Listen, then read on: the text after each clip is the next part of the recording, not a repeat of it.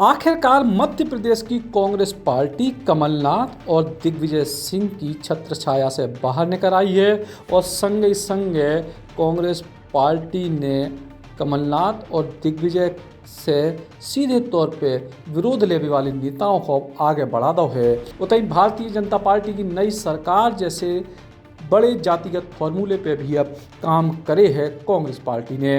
विधानसभा चुनाव में मिली हार के बाद मध्य प्रदेश कांग्रेस में बड़ा बदलाव हुआ है। कांग्रेस पार्टी ने पूर्व मंत्री जीतू पटवारी को प्रदेश अध्यक्ष बनाओ है, जबकि वरिष्ठ विधायक उमंग सिंगार को विधानसभा में नेता प्रतिपक्ष बनाओ है। हेमंत कटारे को विधानसभा में उप नेता प्रतिपक्ष की जिम्मेदारी दी गई है। उमंग सिंगार और जीतू पटवारी राहुल गांधी के बेहद करीबी नेता हैं और इनकी नियुक्ति से साफ होगा कि कांग्रेस पार्टी में आखिरकार पुरानी पीढ़ी के नेताओं को दौर खत्म होगा। कांग्रेस पार्टी ने जो भी जाहिर कर दो कि वह दिग्विजय सिंह और कमलनाथ जैसे बुजुर्ग नेताओं के दायरे से बाहर जाके भी फैसला ले सकते है। खास बात यह है कि जीतू पटवारी के कमलनाथ और उमंग सिंगार के दिग्विजय सिंह से संबंध बिल्कुल ठीक नहीं रहे और ऐसे में जो संदेश स्पष्ट है कि अब दिग्विजय और कमलनाथ से आगे कांग्रेस बढ़ चुकी है।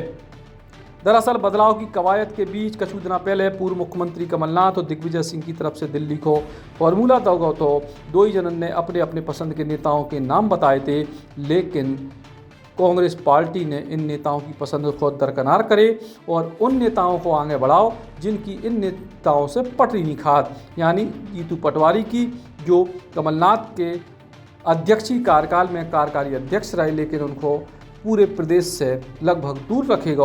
उतई उमंग सिंगार ने तो कांग्रेस की सरकार के दौरान दिग्विजय सिंह पर गंभीर आरोप लगाए थे। उतई कांग्रेस पार्टी अध्यक्ष नेता प्रतिपक्ष के अलावा बाकी क्षेत्रों में यानी ग्वालियर, चंबल, महाकौशल, बुंदेलखंड, बघेलखंड और मालवा निमाड़ में कार्यकारी अध्यक्ष भी बना सकते है। ये बड़ी जिम्मेदारी मिली है, लंबा संघर्ष करना होगा। स्वाभाविक है, हर जवाबदारी या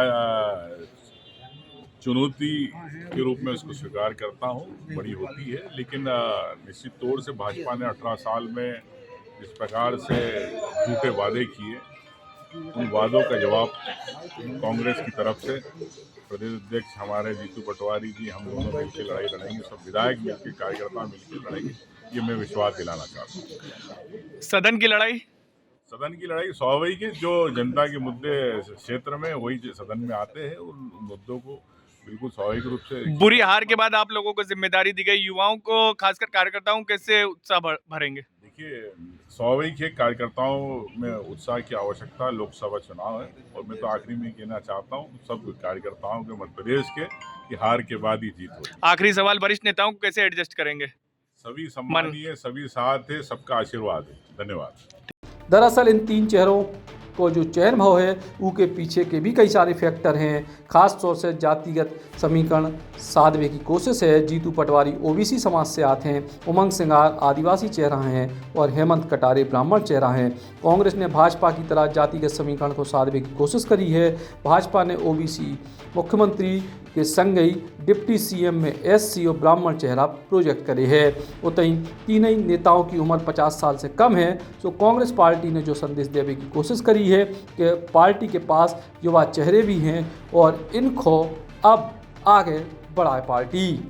उतई भारतीय जनता पार्टी ने जिस तरीके से पुराने चेहरों को हटाकर नए चेहरों को मौका देने को प्रयास करे, कांग्रेस ने उनको भी जवाब दो और ऐसे में अब इन तीनों युवा नेताओं के पास जिम्मेदारी ये बात की है कि वे बड़े नेताओं से समन्वय बनाएं और लोकसभा के चुनाव में जल्द पार्टी को उतरने हैं और उते पिछले चुनाव से कछु बेहतर परिणाम देवें ताकि इनके नेतृत्व पे फिर से कोनो सवाल खड़े ना होवें। Eklavya University The Move will guide you towards a bright future. 28 acres of lush green campus, largest campus of Bundelkhand, experienced and dedicated faculty. 50 future-ready courses taught in 12 different schools, separate courts and ground for sport, fully equipped lab and workshop, safe and fully equipped separate hostel for girls.